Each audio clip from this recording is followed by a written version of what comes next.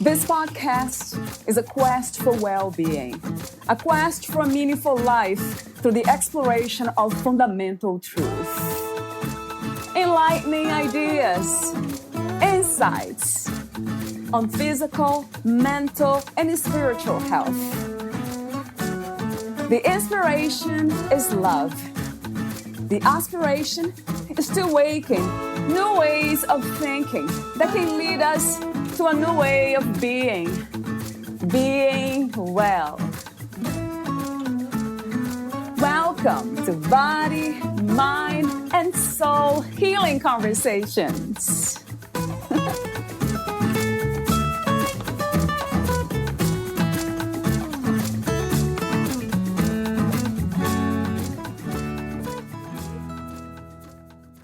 I learned how to transform my anger, resentment, and anxiety that was fueled by my own fear and what other people would think if they knew all of our story. I started to lean into my emotions and stopped using my never-ending to-do lists to avoid feeling my anxiety. I acknowledged and began asking for what I needed. I admitted to myself and others that neither my family nor I was perfect. And guess what?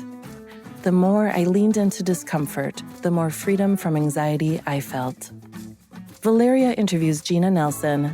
She is the author of Combating Teen Anxiety, Teen Parent Communication Journal. Gina has been a licensed clinical social worker for over 2 decades and has spent the past 25 years of her career helping individuals and families learn to adapt and cope with difficult life transitions. She is the creator of Combating Teen Anxiety, her proven 10-step method to reduce teen anxiety and give teens the skills to manage their emotions so that they can succeed in their future goals. She created this parent and teen communication journal designed to give teens the language and tools to express themselves with their parents when conversations are difficult to discuss in person. In addition to this journal and working with people in her private practice, through online training programs, virtual coaching nationwide, and in-person and online psychotherapy in California and Idaho, she also offers corporate workshops and keynote speaking. Her expertise is in teaching teens and adults to catch their anxiety before it gets out of control and to practice owning, speaking, and releasing their emotions in a more productive way. As a certified EMDR therapist, her specialized training helps decrease clients' negative beliefs that fuel their anxiety and provide them with a new perspective. Her experience as a certified Daring Way facilitator encourages clients to embrace vulnerability as a necessary step for shame resilience and connection. Gina's clinical experience combined with her personal journey raising 3 kids through their challenges and her son's gender transition is what really helps her connect on a deeper level and transform the lives of her clients. When she's not helping others, Gina loves adventuring in the great outdoors with family and friends. Meet Gina at combatingteenanxiety.com and authenticgains.com. Here's the interview with Gina Nelson.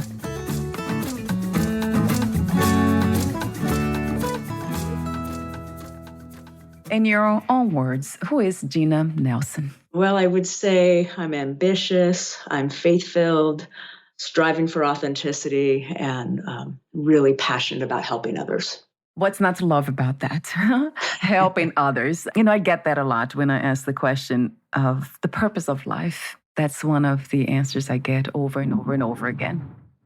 Like this, Gina, we cannot remove this, the thunder. I will leave this part of the conversation. So I guess the question is, how did you discover this desire, this longing to help others? Yeah, I think when I was even in high school, I always thought I was going to go into some kind of level of the helping profession. And I started in psychology in college and recognized that to do anything in that field, I was going to have to get a master's degree. And I had done a lot of work while I was in high school in a nonprofit organization where I was, I guess, for lack of a better word, it was like a candy striper, where I had done a lot of volunteerism with elderly. And I just saw the value there. And so when I got my bachelor's degree in psychology, I minored in gerontology at the time, and ended up in some internships that, really propelled me into my master's degree and desire to go forth and do this work. Right. So it's interesting. One thing leads to another. And in the end, it's almost like life being life, right? Supporting itself, doing what it does. Yeah, experiences kind of guide that, right? And all of the individual experiences, I think, get you excited or passionate about something else, or learning more about what somebody else is doing, or how they got there. Yeah. There's something about learning, curiosity, that is it's very close to my heart for some reason. Being open. I do connect the idea of happiness to being open to learn, being curious. There's something about learning, something that I have not, I could never imagine that existed. Sometimes simple stuff. I think the other day, it has been probably years, and I say the other day because I'm not good with the timing things. So I think I learned how to open pistachio shell with another pistachio. Somebody was teaching that, I think, online. I could not believe. I was like so happy. And I couldn't believe how happy I was, over something so simple. I don't even know why I'm talking about curiosity and learning. I guess because you talk about experiences, right? And then but I think that's what's so amazing, and what I love about curiosity is that we need to be in a space for curiosity to show up, where we feel safe or we feel connected to other people. And I think in a lot of the work that I do as a therapist is I find people who are not in that space as much. They, on a cognitive level, want curiosity, but their body and the anxiety that they hold is preventing them from finding that. Yes, this is the work of healing, isn't it? That's the journey, the adventure of that. Talk to me about healing for a moment. What is healing to you, and what's the goal of healing? Yeah, well, for me, it really encompasses kind of that whole emotional, spiritual, physical well-being. And, so when I look at, health and wellness, it's, what are we doing physically for our body? How do we nurture it? Nutrition and, the physical exercise, all of those things. But then on the mental health, it's how do you balance it with kind of the calming activities, the things that really kind of fill your emotional tank and cause you to really restore your soul, even if it's things like yoga or the slower practices that allow mindfulness to show up, and self-compassion. Right. And the spiritual, I think, it can encompass so many different things. I mean, for me, definitely, I'm a faith-filled person, but I'm not attached to any organized religion anymore. I would say I'm just a very spiritual, and I look at universal energy and all of the blessings that, my higher power and God bring to me in my life and in that work. And I think it involves all of those things. Yes. Yeah, I love that. Universal energies, wisdom, anything that's universal. The inspiration to me is interconnectedness. Instead of thinking about people as individuals, I just think about as like a mini universe. That's how I see people.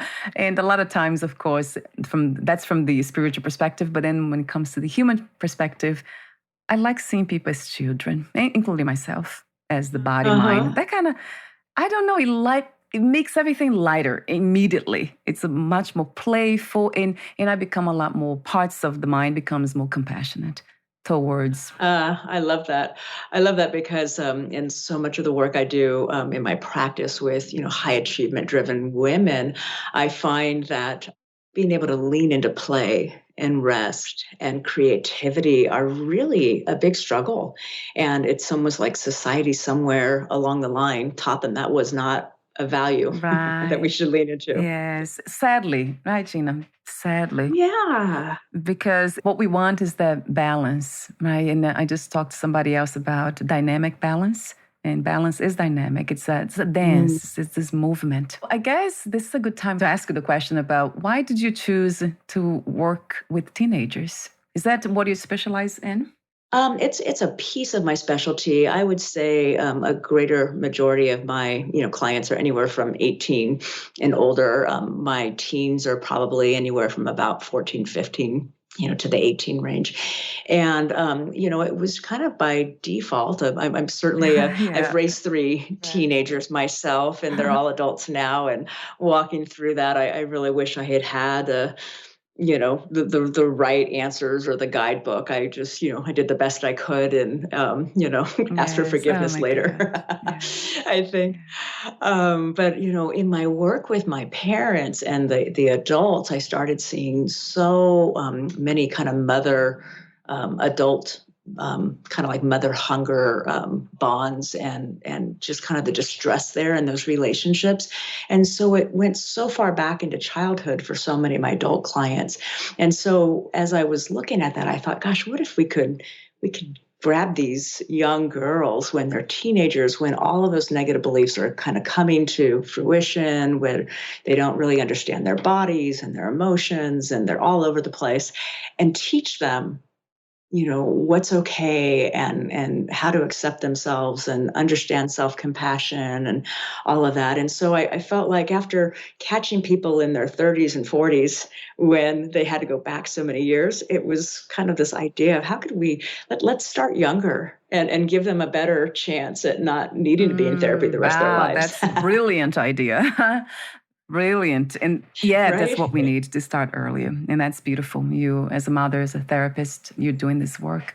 Of course, I don't interview too many people, even spiritual teachers. They don't write or talk, they communicate with a language that could reach children. But I do know that some spiritual teachers have children in their audience, but and they sometimes understand, but it's not for all children. So that's beautiful work that you're doing. And it's a beautiful vision too, Gina, that we can start early. Yeah, well, and just to add on that, when I started then working with some of the teens, then the piece that really became profound to me was that the teens who had a high level of anxiety were coming from moms who had a lot of their own mother wounds and their own kept anxiety, and they were people who really were highly successful and had great careers, but they learned to get really busy to manage their anxiety rather than actually feeling their way through it. And then that kind of fell into the laps of their daughters as their daughters were trying to figure out who they were, and that kind of frenetic energy, as I would call it, got passed on. Yeah, that really makes a lot of sense to me. Yes. How do you define anxiety? That's a good question. So anxiety, I mean, of course, if you look at it from a DSM standpoint, I mean, you're definitely looking at people who have a constant sense of worry and fear and that perseveration, or we call it kind of catastrophizing, where they're worrying about things that haven't even happened yet. And when it gets to a point where it's so debilitating for people, then, you can see panic attacks and people that, of course, have anxiety that goes into social anxiety. It can go all the way into things like obsessive compulsive disorder, which is just a very intense form of anxiety. But anxiety is always about uncertainty. And I think that's a really important piece to just kind of look at, is that uncertainty is what our mind wants to avoid. It wants certainty. And I think that's where, when we look at spirituality or that universal energy, it is looking at things that are unseen, that aren't touchable, that aren't certain. Yes. A billion times to that truth. Right. And Yes. so Yes. for some people, they can't handle that, right? Because they need concrete. But the kind of the antidote to uncertainty, and the anxiety is embracing that uncertainty and welcoming it in and recognizing that you can handle it, or, looking at how do we sit in it and feel our way versus running from it or trying to do distraction type activities so we don't have to feel it. Yes, that's a beautiful suggestion. And I know it's also a method, therapeutic method to be applied. Yes, I think I read this on your website. You said exactly that in different words. You say, the more I leaned into discomfort, the more freedom from anxiety I felt. That's one Yeah. part of that. And then you also said, when I allowed them to see them, my children, see my imperfection, they were more capable of getting vulnerable about their emotions, which deepened our connection and my ability to help them. That's, Oh, yeah. I had to Yeah. write this down here as a note. That's powerful. Yeah, I think, especially when I've worked with so many of the moms who are afraid to show vulnerability, their kids are kind of growing up with a construct or a belief that their parents were infallible, that they didn't make mistakes, that they had this sense of perfection. And then it causes more anxiety in a teen to think, gosh, I can't live up to those expectations. Mom never failed anything. She was a 4.0. She never made any mistakes. Then when they have their own discomfort or their own struggles, then they don't feel safe coming to you to be able to, say, hey, this is what I'm struggling with, because they don't think you'd get it or you wouldn't understand. Right, right. Oh my God. Yes, yeah, Gina, please continue. You're about to say something. Well, I just so our own vulnerability, as parents, or just as human beings, to be able to acknowledge that we don't have it all together, that we are imperfect beings, I think brings connection, and that's really where that space that you're talking about, where curiosity can show up, and support and self-compassion arises when we can see other people in their humanness. Yes. I was about to say that before. Yeah, the connection between authenticity and being a human, kind of acknowledging that we are humans. we don't know it all, or that we are finite. Whatever it's here will change. So from the spiritual perspective, that's my perspective, it's called the ego, this false identification with the body-mind, believing that we are the body and the mind only. That causes this confusion and the fear, because it's almost like the infinite kind of making itself so small and believing that it is something small, actually not making, it can never be that small, but it believes that it is small. And then fear arises from that, because then now it feels uncertain, as you said. And then it's looking for certainty. But we already are what we are looking for. I know this is an old quote, but it's so true. Well, I think that that sense of joy and happiness are people come to therapy. They say, I have no joy in my life. I want joy. Teach me how to have joy. And what you're saying, it's within you. Yes. It's a choice. It's a part of gratitude. It's there's so many things that I think I mentioned that I had recently had a pretty significant accident riding my mountain bike, and people were like, oh gosh, how can you have such a positive outlook when something tragic happens to your body and you're going through all of this trauma? And I just had such a peace about the whole thing, even sitting at the bottom of the hill. I think I can really attribute that just to that kind of spiritualness of knowing that I wasn't alone, in that experience, and that I was protected, and I was very grateful to, one, be alive, and to two, not have been much more injured. Yes. I do feel that this is what we need to cultivate more, the spirituality, which is not different from psychology. That's kind of interesting. In a way, I almost don't want to say it that way, but it is correcting the mind, because the mind has been dwelling in this illusion, which is that's not true. It's just partly true, that we are just the body-mind. And we are just kind of so overly identified with that. I feel that spirituality is very much connected to psychology. The more I talk to healers here and therapists and scientists of the mind like yourself, I see that.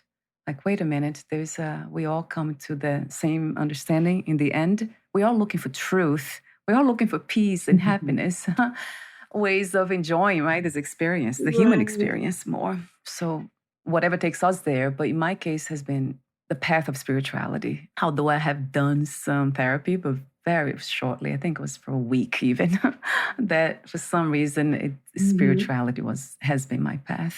But I see how connected both of them are: science, psychology, spirituality. Absolutely. I think you just whatever you can connect to, because what we're really getting is that deep kind of limbic system emotion and feeling that's usually trapped, deep in the body. And whether you get to it through, a trauma modality like EMDR or internal family systems, or it's a spiritual awakening or that kind of experience, we need to get out of the cognitive story. Yes. We need to get out of the rationalizing and all of the things that keep us at this high level that don't allow us to feel our way through it. Yes, a billion times again. Yes, that truth. Yes. In a way, it is getting, how can I even put this? It's being able to see the contents of the mind, which means we are not the mind from that perspective. So I try not to kind of medicate the mind with the mind.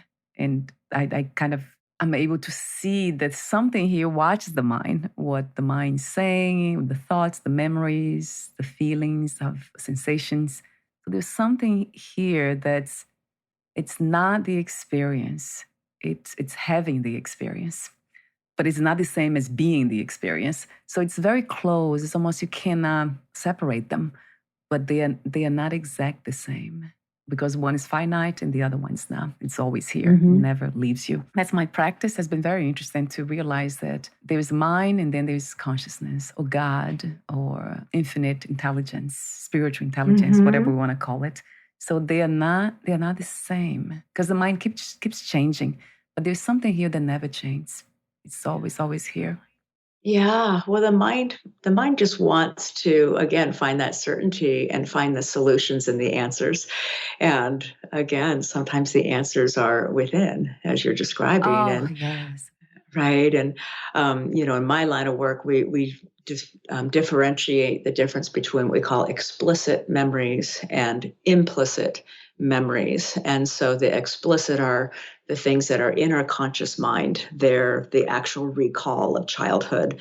The implicit are the memories that we don't have in our conscious. They exist, but they might exist in a pre-verbal form or in our bodies someplace, and we have to get to it a different way because we can't use talk therapy to get there. Right. That has been one of my experiences with massage. I had a massage once, and then the body started to do things I never imagined, and it was not connected to memories. It was just releasing something. So that was interesting, kind of a revelation to me about how the body keeps scores. I think there's a book about that. Yeah. Oh, yeah. It really does. It records everything. It's incredible. So going back to the journal, Gina, I'm not sure if I mentioned before, I probably did. Talk to me about the main purpose of writing the journal. It's titled Combating Teen Anxiety, Teen Parent Communication Journal.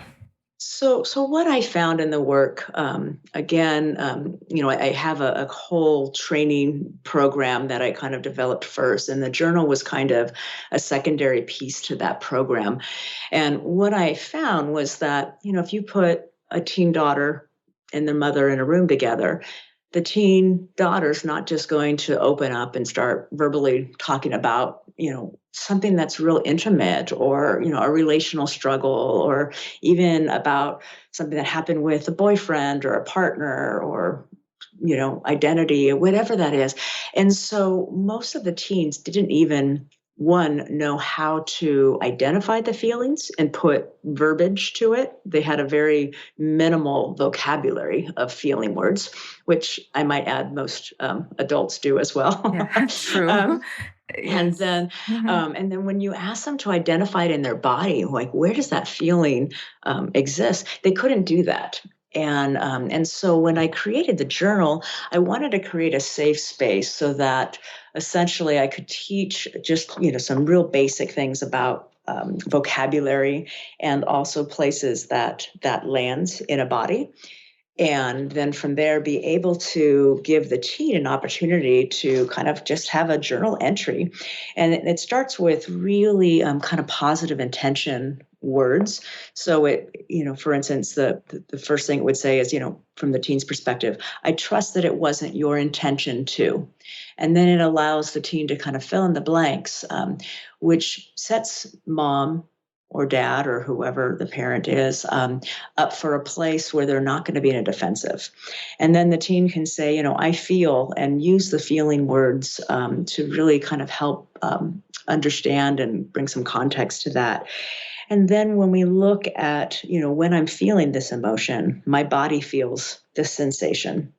And this is where I feel it within my body, as well as really looking at emotional safety. And so the last parts of the entry say things like, I feel emotionally unsafe to talk to you when.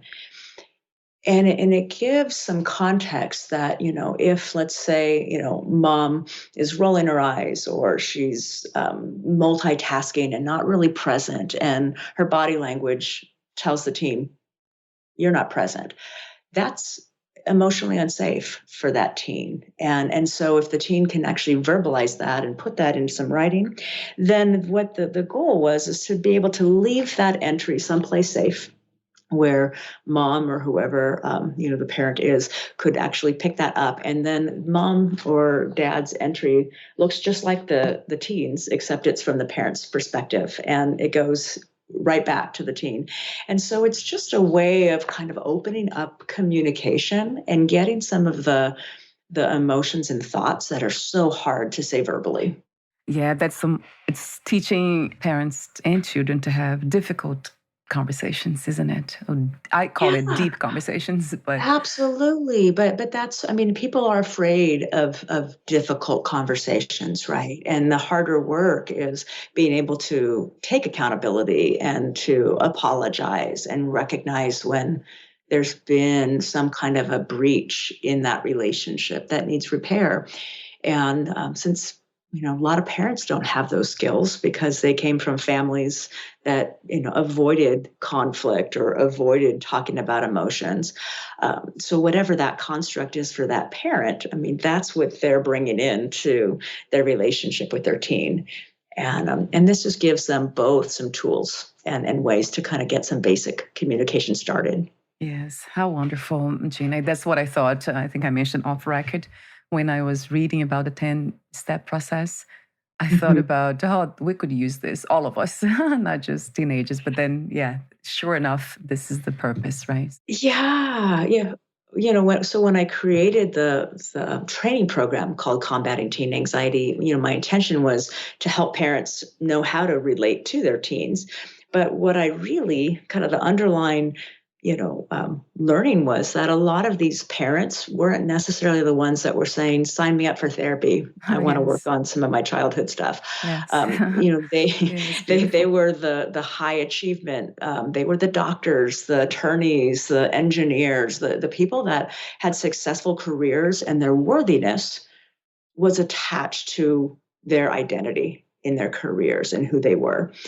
And what that means underneath is that once that sense of worthiness gets tapped into, or somebody steps on that and activates that shame trigger for the parent, then the parent behaves in a way that might be, I guess obstructive to the relationship with the teen. Because if the parent gets wounded, or I'll give you a quick example. Like, for instance, I'll have teens say, they start to talk about their feelings with their mom, and they say, I don't feel like you listen when I'm talking. And the mom hears, I'm a horrible mom. I guess I never got it right. And so then mom comes out and kind of becomes the victim because their own shame gets activated, and they don't have capacity or the ability to just hold space and recognize and hear what the teen's saying. Now the teen can't even address what the issue was that they wanted to talk to mom about, because now they feel like they have to repair mom. Yes. That's right? Sad. Yeah, really sad to hear. But it's common.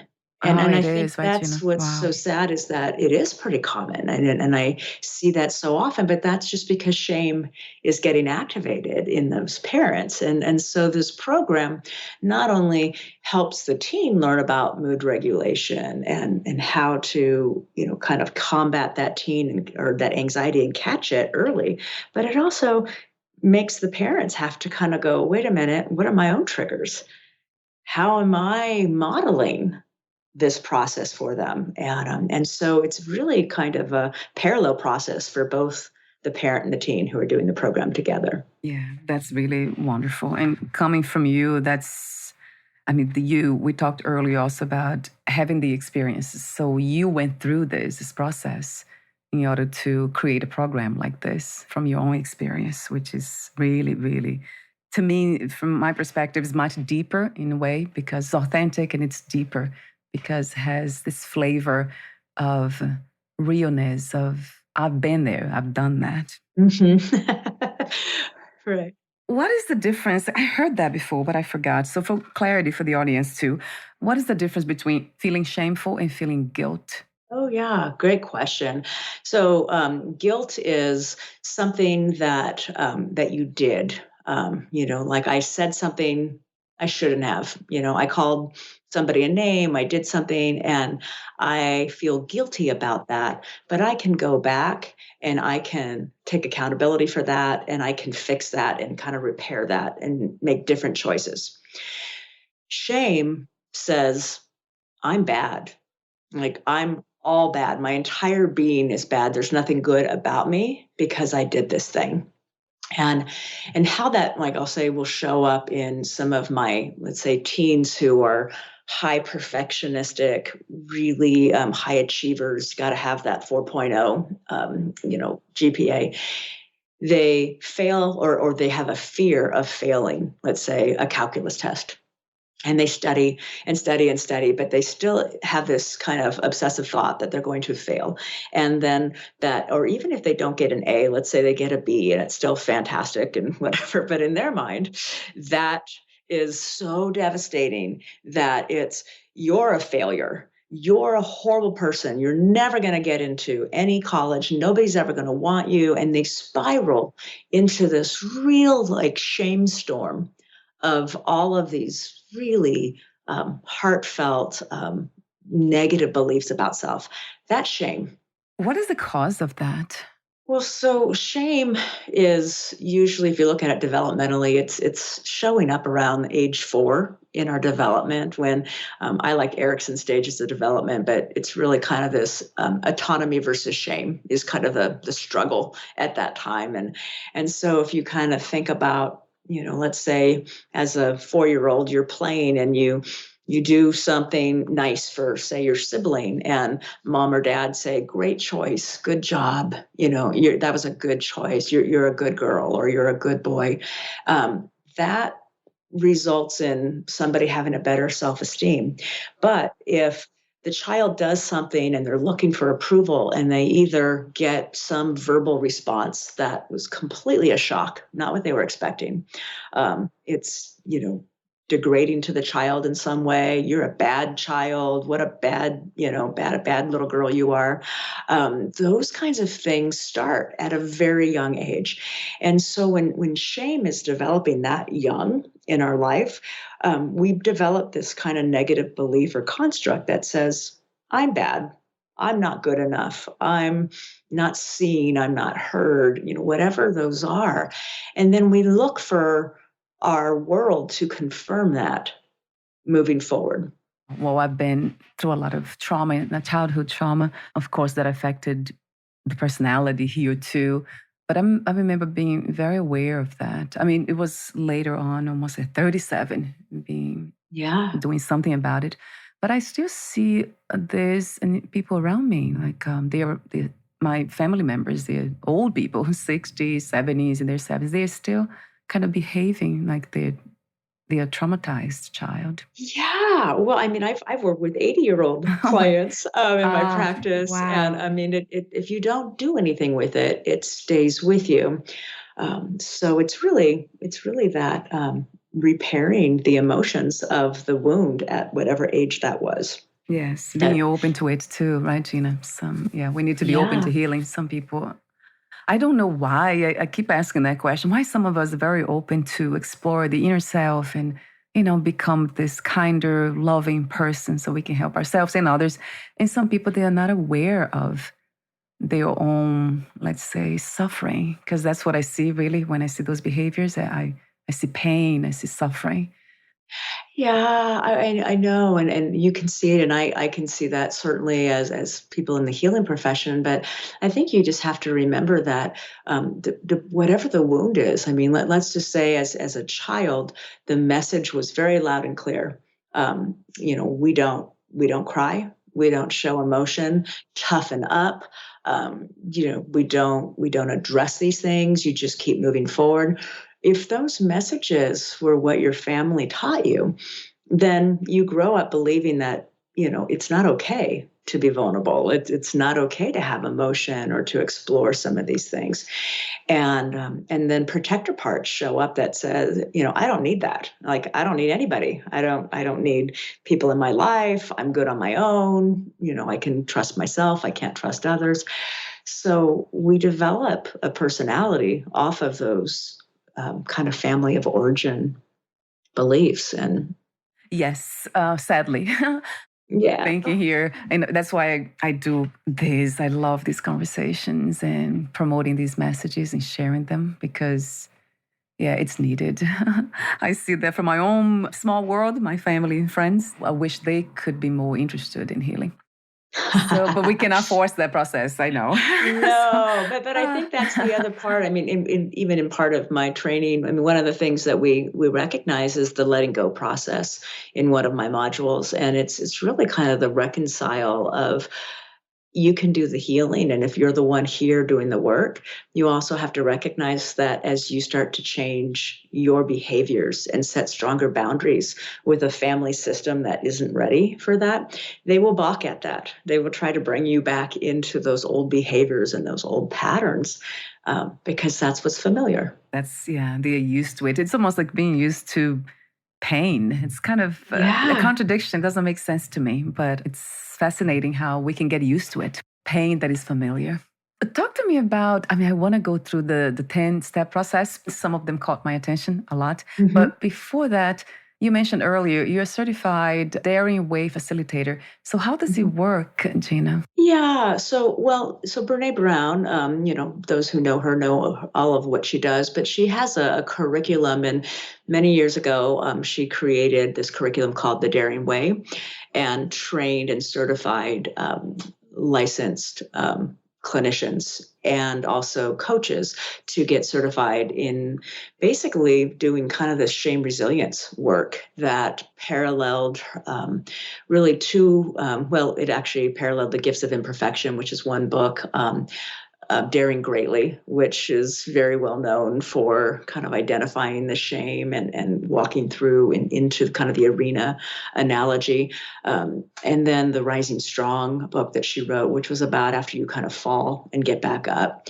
And so with that, she has, videos and training, exercises and things that those of us who were trained can utilize in our private practice with our clients. And I think that that's been really helpful with my clients because when we're looking at dealing with shame, whether we're going to hit it in session with my EMDR or even like a flavor of internal family systems coming in the therapeutic practice, sometimes they want something tangible they can learn behind the scenes or as homework. And so from a more cognitive behavioral standpoint, some of that kind of leads into it. And then we can kind of take some of those exercises and really understand what are their shame triggers, what are the protectors or shields that get in the way of them being vulnerable, and what were the family messages they learned. And so we kind of go through that so we can kind of unveil that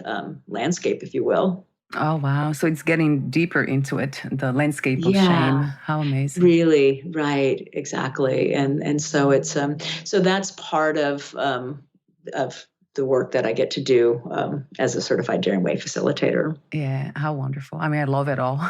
What's not to love about this? Anything that has to do with healing. And from my perspective, it's because healing leads to spirituality in a sense of knowing universal truth, that you are universal more than personal.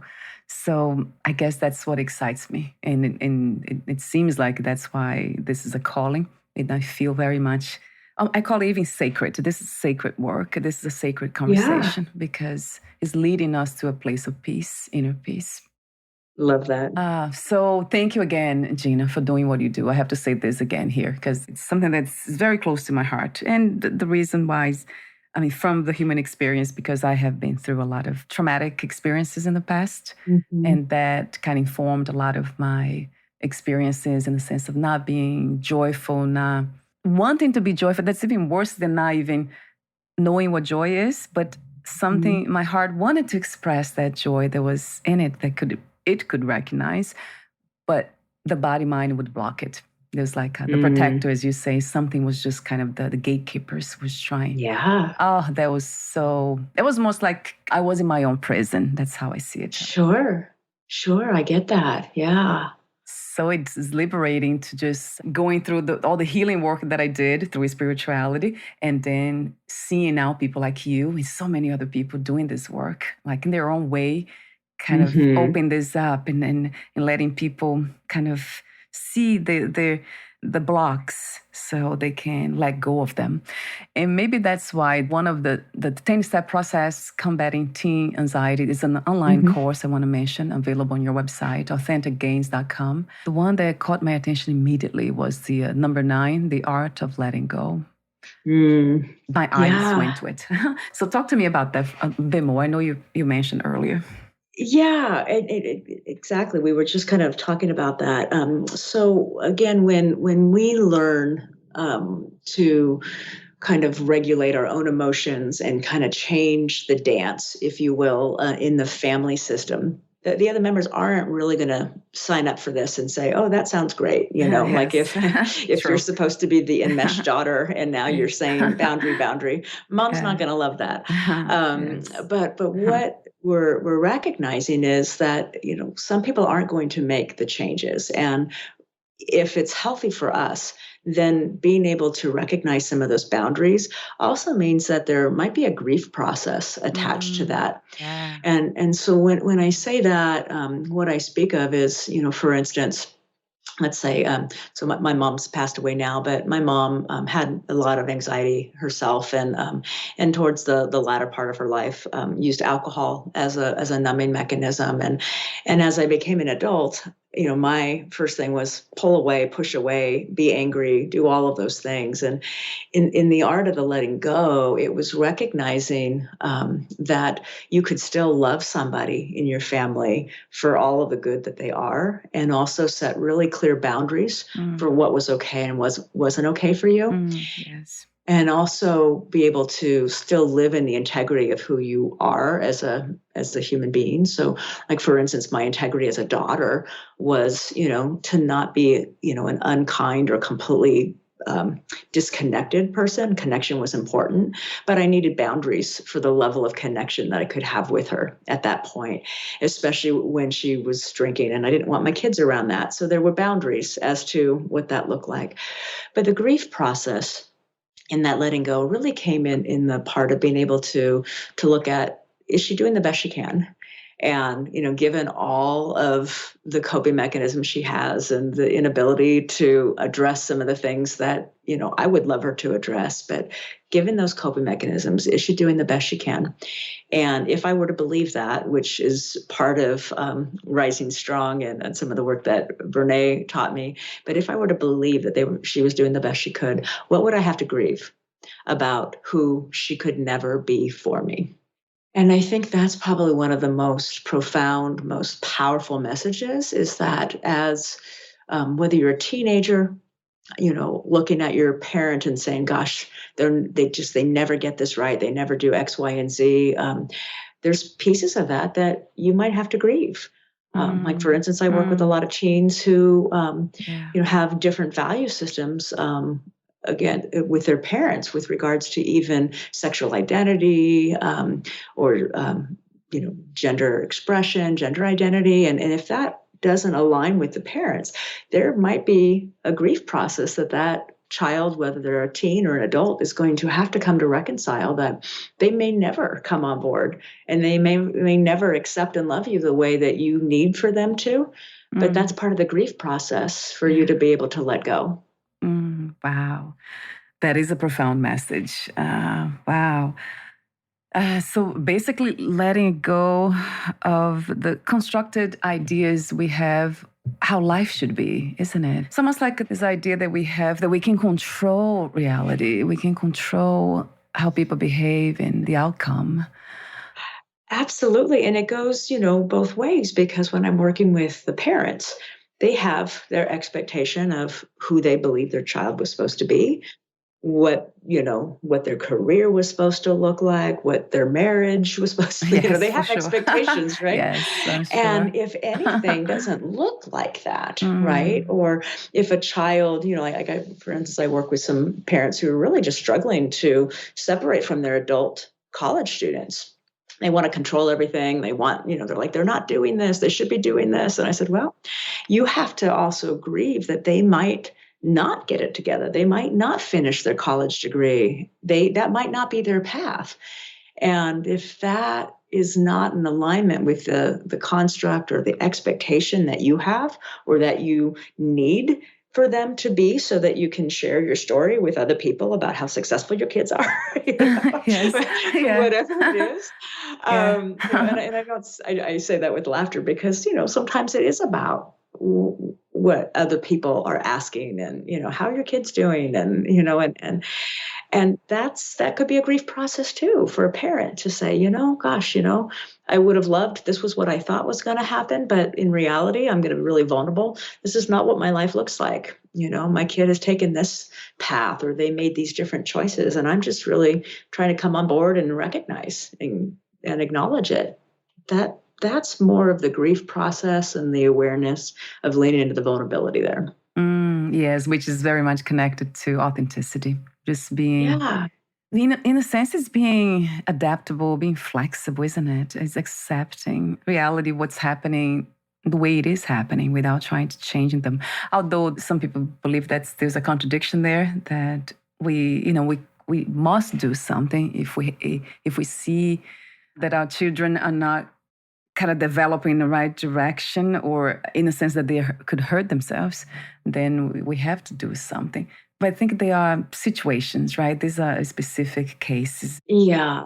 Well, I think you're very right. It is specific, right? And I think that, obviously safety and, if you're looking at self-harm behaviors and things like that, yes, absolutely, we need to address that. But, when we go back to that word of uncertainty again, right? When there's a need for them to do something a certain way, and they're supposed to do this because those are the beliefs of the parents, or that's the belief of the social group that they're a part of, then if the kid isn't doing that, or they're veering off from that path, then that's uncertainty, and that brings anxiety to the parent who can't control that anymore. It's almost like working with that inner wisdom, our own natural wisdom, knowing what we can change and what we cannot change, isn't it? I really love that word, this idea that we can apply wisdom when needed. I know it's easy said than done, but... Well, I think we all have internal wisdom and like an internal compass. And what I find more often is that people's internal compass is going off and it's saying, pay attention, big red flag. And they're saying, but no, this person's really still kind, or they're finding reasons to discount that internal wisdom, as you call it. And that's when we get in trouble, is when we, when people end up staying in relationships too long that are abusive, or, it's because they didn't pay attention to the warning signs, or, they discounted that wisdom. Yes. I really believe that. I was about to say that to me, wisdom has to do with kindness. I want to be truthful but kind at the same time. So that's when I know I'm being wise. I'm following that natural wisdom. Yeah, in the case of domestic abuse and all that, it becomes more complicated, right? Sure. That's a different conversation for another podcast Another interview. time. Yeah, not this one. So we are almost at the end. I want to mention the other services that I found this on your website. Individual counseling. You offer EMDR therapy intensives, corporate and organizational consulting, and combating teen anxiety course, which is a journal. It's on Amazon and also on your website.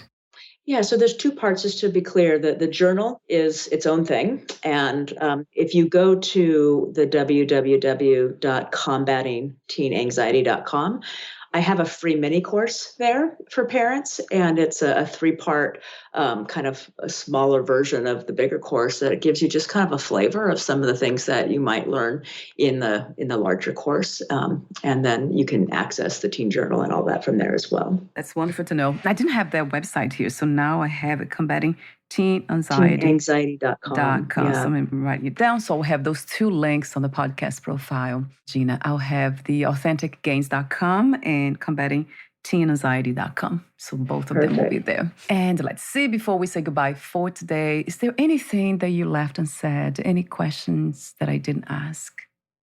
I don't know. I think we covered so much. I just love the idea that when we look at wellness, it's not just physical, it's not just spiritual, it's not just emotional. It's, this combination of all these things. And to really lean into self, we have to get clear on what our body's communicating and feel those emotions. And if we're running from them, we're never going to feel that sense of peace, joy, and happiness that we all strive for. Yeah, it's beautiful. I hear wisdom there. Yeah, the integration of all, right? Yes, beautifully said. So before we say goodbye, I do have a few more questions for you. So let me choose them. Yeah, I'll ask you the last question. I always ask the same question to everyone, but I'll choose another one for you. Yes, at this time, what do you feel is the world's greatest need? Compassion. I think to acknowledge humanness and the uniqueness, and really be able to kind of lean into the uncertainty of what people are afraid of. I think, we're not going to get political, but I just think that we have some big issues that are coming about right now. And I think if everybody's biggest concern is about wellness and inclusion of people to be seen and heard, then I think we need to really be mindful of what behaviors and what messages we send when we don't show up that way, or that we're not actually having compassion for somebody's story. Yes, a billion times yes. What comes to me over and over again is that we can give what we don't have. So I guess some of these people who are still dwelling in certain things, certain behaviors and messages that don't sound wise and universal, it's because they are not recognizing that in themselves and that they need some healing. I keep going back to what I do, what you do. So, well, I think it comes back to that where we've been kind of weaving that uncertainty. People want certainty, and they grab a hold of things that make them feel safe with certainty. And whether that is biblical teachings or, laws or things that they're concrete, that they can go, I'm certain about this, right?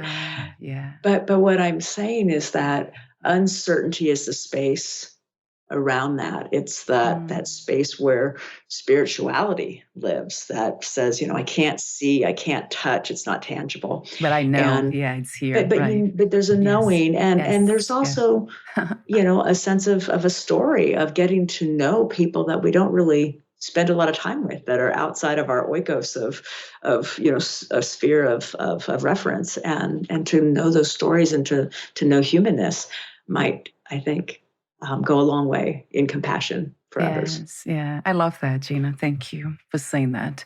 I know, I actually like that you got political for a moment. I usually don't either. But that makes sense because you're also a licensed clinical social worker. That would make sense for you to get involved in the political. I interview some social workers, and they're a lot more political. They talk from that perspective. I don't even know what to say because I'm not, I don't watch TV or read newspapers or any of that. So kind of a little lost, but I do understand, of course, the underlying message, the fundamental messages. So thank you for saying that. And my last question is, what 3 experiences you wish everyone to have before they lose the body, before they die? Wow, this is a big one. Let me think here. I think that people need to experience some level of loss to know what love really felt like, whether it's an animal or somebody that, like a parent or somebody, to really kind of walk through those stages of grief and also recognize that it's not a linear process, because I think that is really an important piece for us in growth. Let's see, forgiveness, the art of being able to let go of anger and be able to forgive, really for yourself more so than to the person that you're offering that forgiveness to, because I just think it just really unlocks the freedom of that joy and that happiness rather than keeping people stuck. And gosh, what else? I would say, continued growth, that never get stagnant. Always be willing to open your mind and get curious and learn. Yes. What's not to love about all that? Thank you so much for coming from that place, Gina, which I call the heart. It's really a place in us that's connected with everything else. It really knows that. So thank you for being you. Thank you for being open to life. Thank you for being courageous, very courageous, to not just talk about these things, but to express what you believe it's supposed to be out there. I do believe that it's really becoming not just the messenger, but the message itself. So thank you for being you again. Oh, thank you. And we'll be in touch again. I'll have those 2 website links, and I'll let you know when the episode is published, within 2 to 3 weeks. Okay. So you take good care of your beautiful self, and we'll talk soon. Thank you so much, Valeria. Have a wonderful week. You too, Gina. Bye for now.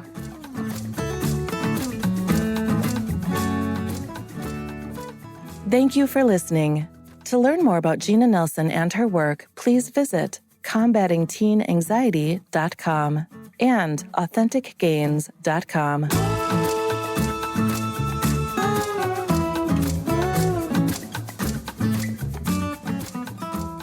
To learn more about this podcast, please visit fitforjoy.org/podcast. Thank you again for listening, and bye for now.